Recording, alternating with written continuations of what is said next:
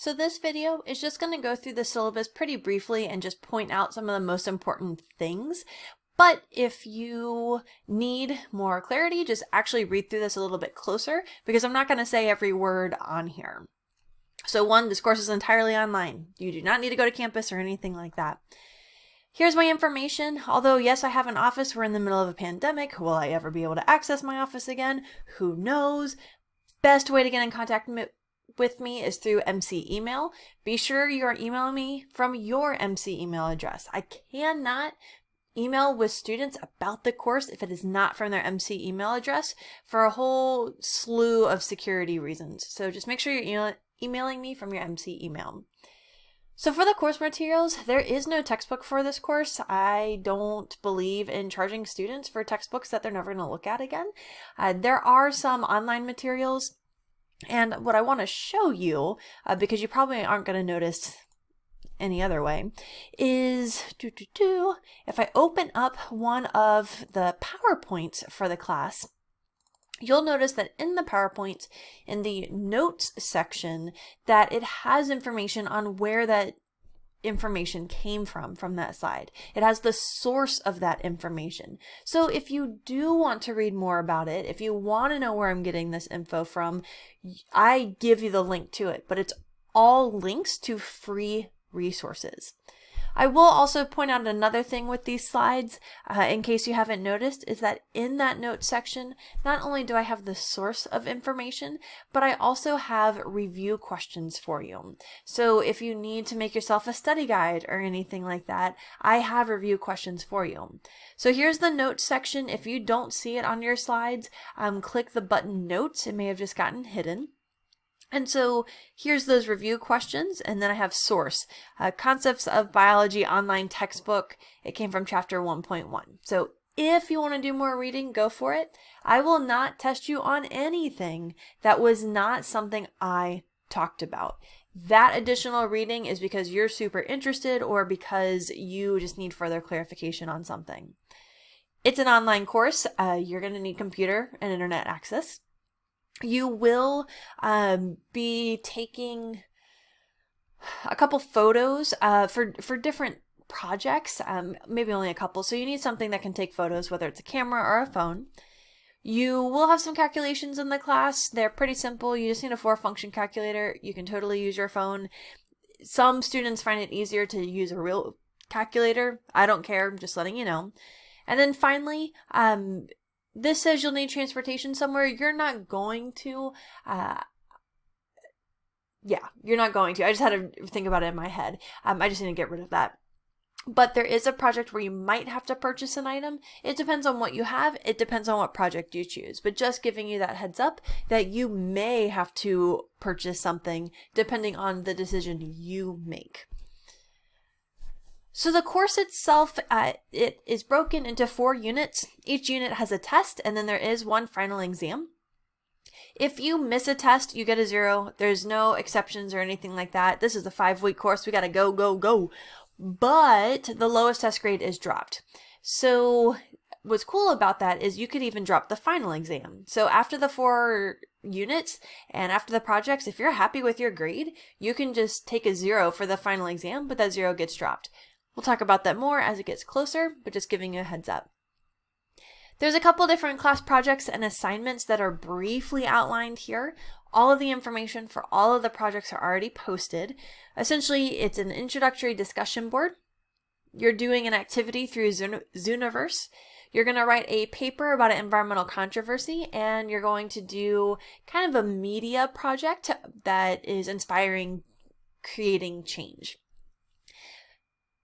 This, as well as the quick quizzes, which we have that introduce projects as well as summarize different sections, are worth quite a bit of the course. So these quick quizzes plus the class projects are worth about half the course and the test the other half. So you need to be doing both of them. If you completely ignore all the assignments and projects and quizzes, you will get an F in the course, and vice versa. If you're like, I'm gonna not take these tests, you're going to fail the course. So I do this because some people suck at taking tests but are really great at projects, and some people suck at projects but really great at tests. So this kind of evens the playing field of how I split up the course. With file formats, please pay attention to the instructions. If I say submit a Word document, you need to submit a Word document. You can get the Microsoft Office Suite for free through Montgomery College. So be sure that you're paying attention to that. If you're submitting it in the wrong format, Blackboard can't read it, and I have to do a whole lot more extra work in order to make sure I can read it. And that me doing that extra work is a 10% deduction on your grade. So make sure you're paying attention to the instructions. Late assignments in general for papers and stuff that you're turning in, I don't do, oh, if it's 5 hours late, it's 10% off. What I do is if I haven't graded the whole class yet, you can still turn it in, right? It doesn't impact me at all.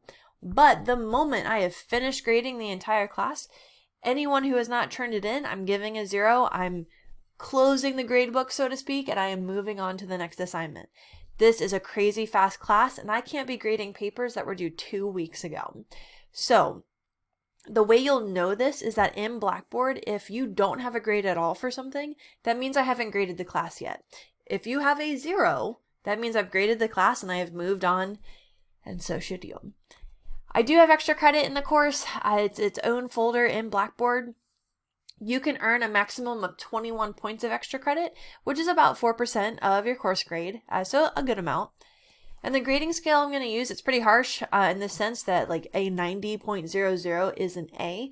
This is because I dropped the lowest quick quiz, I dropped the lowest test, and you can earn up to 21 points of extra credit. If you can't make an A or a B or a C given all of these perks in the class, then you probably don't deserve the A or the B or the C. But it's not about deserving, right? You earned the points or didn't earn the points, but I'm letting you know now.